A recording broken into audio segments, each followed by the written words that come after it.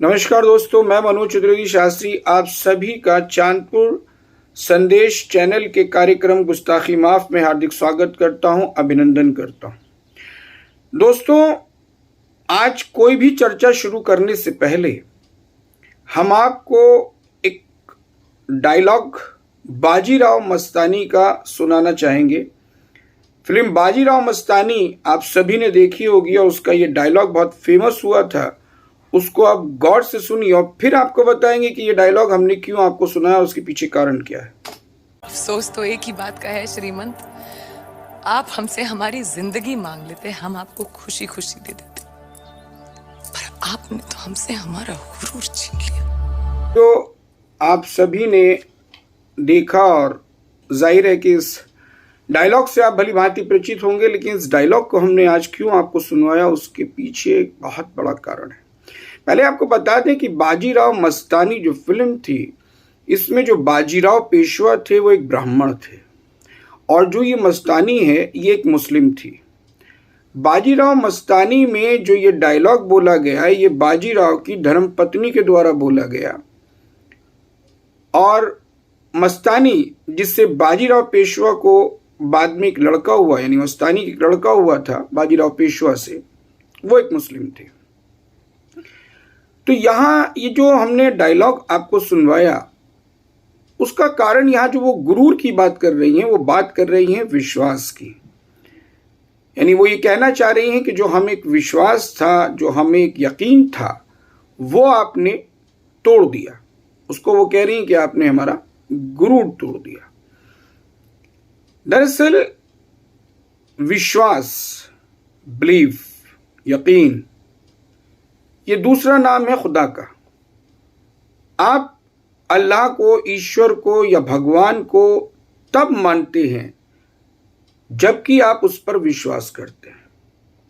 अगर आपको ये विश्वास ना हो कि ईश्वर, खुदा, अल्लाह, जन्नत, दोज़ख, क़यामत या कुछ भी है या हो सकता है, तो निश्चित रूप से आपके लिए ना अल्लाह के कोई मायने हैं, ना ईश्वर के, ना भगवान के।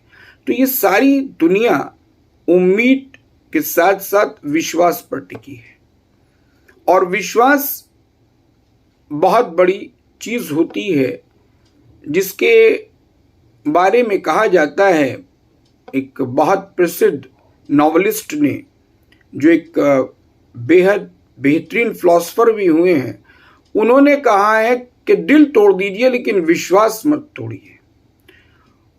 और यहाँ पर जो हम इस बात की चर्चा कर रहे हैं उसके पीछे कारण है इस शहर के कुछ लोगों का जिन्होंने सही मायने में विश्वास टूटते हुए देखा और कुछ ऐसे लोगों का जिन्होंने उनके विश्वास को तोड़ा।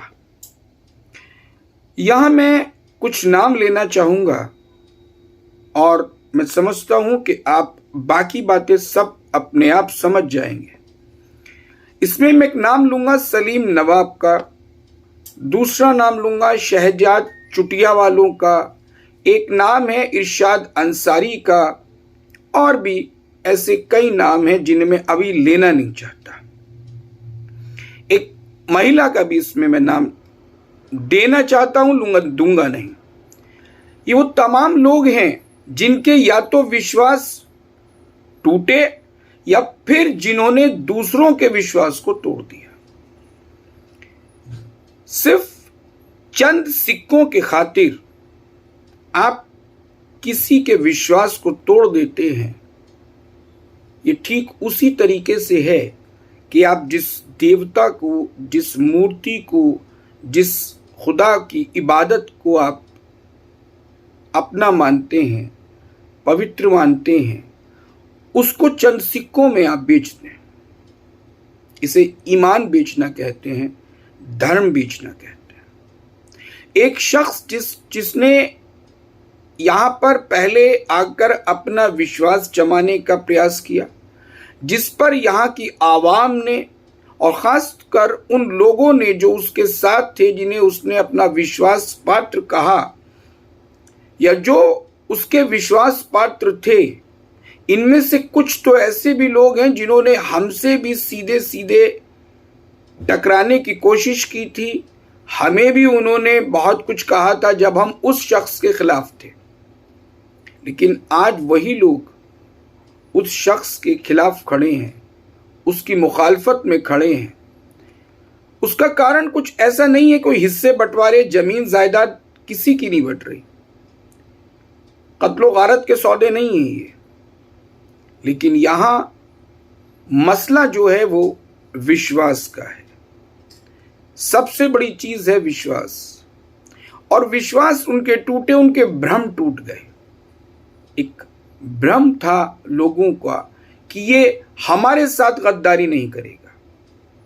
ऐसे मैं कई नाम आपको दे सकता हूं और मैंने दिए भी, जो ये मानते थे कि ये शख्स हमारे साथ गद्दारी नहीं करेगा क्योंकि हमने इसके साथ कोई गुनाह नहीं किया, हमने इसके साथ कुछ गलत नहीं किया। उन्हें विश्वास था अपने अल्लाह पर, विश्वास था खुदा पर, लेकिन उस शख्स ने सिर्फ उन्हीं लोगों का नहीं बल्कि शहर की आवाम का भी भरोसा तोड़ दिया, विश्वास तोड़ दिया, यकीन तोड़ दिया। आज वो शख्स भले ही बहाने बनाता रहे, भले ही उसके जो पिट्ठू हैं, जो उसकी चमचागिरी में लगे रहते हैं, जिन्हें आज भी उससे कुछ न कुछ फायदे हैं, जिनके जाती मफाद उससे अटके हैं, वो अलग विषय है कि वो लोग उसकी गलतियों को भी नकारते रहें, यकीन करके भी यकीन न करें, समझकर भी ना समझने की कोशिश करें, तो उन लोगों को तो सिर्फ हम नासमझ ही कहेंगे। लेकिन कड़वा सच ये है कि उस शख्स ने सबका विश्वास तोड़ा, किसी को नहीं छोड़ा। जिन लोगों ने उसके चुनाव लड़वाए, जो लोग उसके लिए कस्में खाते रहे, उन्होंने आज की तारीख में उससे किनारा कर लिया। ये सच है। ईश्वर का एक कानून है कि वो आपको वो सब लौटा देता है जो आप उसे देते हो। यहां न दोज़ख है, न जन्नत है, न स्वर्ग है, न नरक है। सब कुछ इस दुनिया में आपको यहीं का यहीं वापस होना है। आप सिर्फ तैयारी कीजिए, जो आपने किया है वही आपको वापस मिलने वाला है। एक गाना आपने जरूर सुना होगा कि जैसा कर्म करेगा वैसा फल देगा भगवान, ये है गीता का ज्ञान। Yes, that's the point and that's the fact, that is true. और सच्चाई यही है। आज भले ही कुछ लोग अपने जाती मफाद के लिए, अपने राजनीतिक स्वार्थ के लिए या व्यक्तिगत संबंधों के कारण खामोश हों या बिरादरी की वजह से चुप रहे हों, लेकिन एक सच्चाई से कोई मुंह नहीं मोड़ सकता, और वो ये कि उस शख्स ने हर शख्स के साथ गद्दारी की। लाशों पे पैर रख के आप आसमान तक छू सकते हैं, लेकिन मुर्दों के साथ रह के आपकी सोच मुर्दा हो जाती है। एक वैश्या में और एक पत्नी में सिर्फ यही अंतर होता है। बिस्तर तो वैश्या भी गर्म करती है और बिस्तर पत्नी भी गर्म करती है, लेकिन पत्नी पर आपको विश्वास होता है और वैश्या पर आप विश्वास नहीं कर सकते। बस एक यही दोनों में फर्क होता है, वरना बाकी कोई अंतर नहीं होता। एक पत्नी आपके परिवार को संस्कार देती है, संस्कृति को जिंदा रखती है, आपके घर, आपके परिवार को एक नाम देती है, और एक वैश्या सिर्फ आपके शरीर को सुख देती है, चंद लम्हों के लिए, चांदी के चंद सिक्कों के लिए। यहां जिन शख्स की मैं बात कर रहा हूं, उनका किरदार, उनकी औकात हमारी नजरों में एक वैश्या से ज्यादा नहीं है, जो चंद सिक्कों के लिए किसी के भी बिस्तर पर जाकर लेट जाती है और फिर अपने यार को, नए यार को तलाश करती है।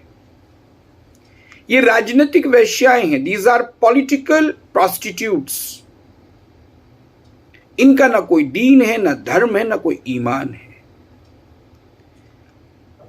बुलंदियों पे पहुंचना और पहुंचने के लिए प्रयास करना गुनाह नहीं है, सब लोग करते हैं।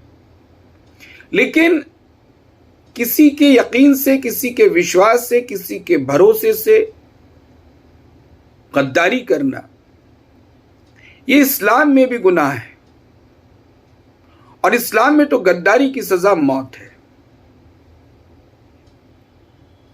ये जो शख्स जिनका हम हवाला दे रहे हैं, जिनकी हम बात कर रहे हैं, ये अपने आप को मुसलमान कहते हैं, ये अपने आप को हाजी कहते हैं, लेकिन क्या वास्तव में ये कहलाने काबिल हैं? हज एक मुसलमान इसलिए करता है ताकि वो अपने गुनाहों से तौबा कर सके या ईश्वर उसके गुनाहों को माफ कर दे। तो क्या वाकई ऐसा होता है? क्या पंडित जी अगर गंगा में नहा ले तो क्या उनके सारे पाप तर जाएंगे? कहते हैं कि गंगा में नहाने से सारे पापों का प्रायश्चित हो जाता है। तो क्या आप इस बात को मानते हैं कि आपने जो गुनाह किए हैं वो सिर्फ हज करने से या फिर गंगा में नहाने से ऊपर वाला माफ कर देगा? अगर ऐसा होता तो फिर दोज़ख की और जन्नत की ज़रूरत क्यों होती, या क़यामत की बात ही क्यों होती? फिर तो लोग मुसलमान हज करके गुनाह माफ़ करा लेते और हिंदू गंगा में स्नान करके अपने पापों का प्रायश्चित कर लेते। ये सिर्फ ठग विद्या है, ये एक वहम है। माफ़ हो सकते हैं उसके जो सच्चे मन से इस बात को स्वीकार करे कि उसने गुनाह किए और वो गुनाहों से तौबा कर ले। बेशक उसके गुनाह हज के बाद माफ़ हो सकते हैं या ईश्वर गंगा स्नान के बाद माफ़ कर सकता, अगर वो ये हलफ लें या कसम लें या शपथ लें कि वो अब वो गुनाह नहीं करेंगे या वो उस गुनाहों से तौबा करते हैं। लेकिन जिन साहब की हम बात कर रहे हैं ये तौबा करेंगे, हम तो इस बात पर भी हमें यकीन नहीं है, इस बात का भी हमें भरोसा नहीं है। और उसके बावजूद चंद लोग चंद सिक्कों की खातिर उनके साथ खड़े हैं और उनकी जीत की बात कर रहे हैं, उनमें खूबियां बता रहे हैं। ऐसे लोगों की सोच पर लानत है। एक बहुत अच्छी बात कही थी एक फिलोसोफर ने कि जो मेरा ना हो सका वो किसी का नहीं हो सकता, क्योंकि उसे दरवाजे बदलने की आदतें पड़ गई हैं।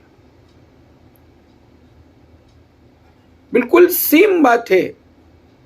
हम उन तमाम लोगों से ये कहना चाहेंगे जो इस बात की शिकायत करते हैं, शिकवे करते हैं। ये वीडियो जो हमें दिया, ये कल एक शख्स ने हमें भेजा कि शास्त्री जी इस पर कुछ बोलिए, क्योंकि उनके दिल में एक दर्द था, एक टीस थी, एक जख्म था जिसे वो भुला नहीं पा रहे थे। वो धीरे धीरे नासूर बन रहा था। तो उन्होंने हमसे कहा कि इस पर कुछ बोलिए। तो उन्होंने जो क्लिप ये भेजी बाजीराव मस्तानी के इस डायलॉग की, उस क्लिप को हमने सिर्फ इसीलिए सुनवाया कि उस शख्स के दिल की टीस है, दर्द है उस इंसान का जिन्होंने उन शख्स के साथ रहे, उनके लिए लड़े, दिन रात एक किए, घर छोड़ दिए, व्यापार छोड़ दिए, यूं कहिए सब कुछ छोड़ दिया उस शख्स के लिए। और उस शख्स ने बदले में दिया क्या? धोखा। और ये डायलॉग जो बाजीराव मस्तानी फिल्म का है, उसी का एक सबूत है। ये सही मायने में ये वो तमाम लोगों की आह है, उनके दिल से निकली वो आह है, वो बद्दुआ है उस शख्स के लिए जिसने उन तमाम लोगों को धोखा दिया, सिर्फ इसलिए कि वो आगे बढ़ सके, वो बहुत नोट कमा सके, वो बहुत नाम कमा सके। बहरहाल उसने जो कुछ भी किया उसका फैसला करना उस ऊपर वाले की जिम्मेदारी है। आप और हम इसमें कुछ भी नहीं कर सकते। और बहुत ज़्यादा वक्त नहीं है, बहुत जल्दी लोगों को पता चल जाएगा कि ऊपर वाले की लाठी बेआवाज़ होती है। वहाँ न अपील होती है, न वकील होता है, न तारीख लगती है, न जिरा होती है।